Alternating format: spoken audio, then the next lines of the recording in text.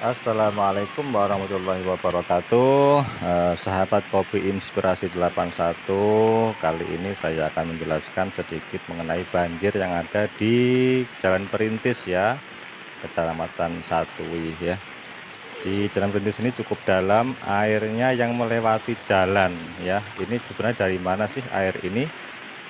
Kita lihat ternyata air ini dari jalan depan rumah warga ya.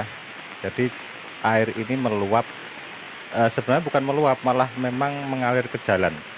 Kalau meluap itu mengalir ke parit kemudian meluap ke jalan. Kalau ini memang asli dari jalan, jadi jalan ini seperti memang berfungsi sebagai parit jadinya, walaupun tujuannya bukan ya, tapi malah berfungsi jadi parit.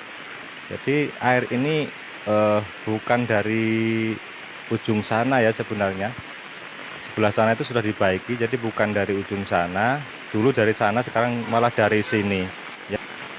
Nah, dari atas sana sehingga air ini mengalir deras ke sini ya, sehingga merusak bagian jalan ya.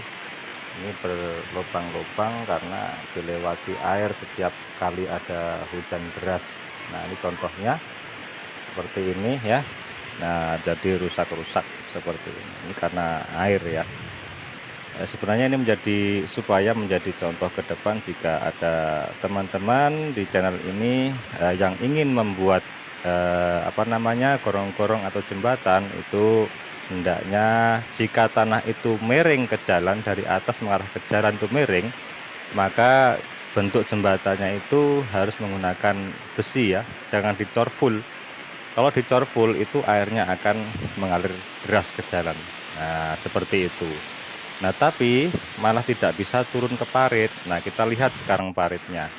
Nah, jadi malah paritnya itu sepi dengan air ya, karena air dari atas sana itu malah ngalir ke jalan. Nah, seharusnya turun ke parit. Nah, gitu ya. Nah, ini menjadi gambaran aja buat teman-teman jika nanti suatu saat membuat jembatan ya, membuat jembatan parit Anda. Tapi kalau tanahnya rata tidak mengapa dicor, tapi kalau tanahnya itu miring ke jalan, maka air dari atas itu malah lari ke jalan jika dicor full. Kemudian yang ini juga sama, cara pembuatan parit dari atas ini miring ke jalan juga. Jadi itu harus lebih rendah dari jalan ya, sehingga air itu tidak meluap ke atas jalan.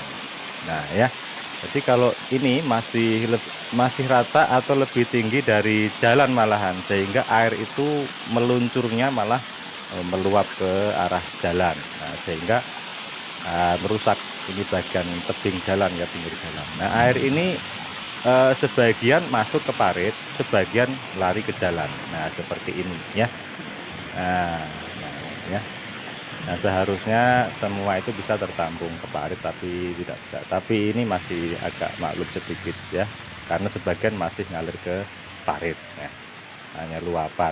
Tapi pandangan saja buat desain teman-teman jika membuat parit dan membuat jembatan itu seperti itu.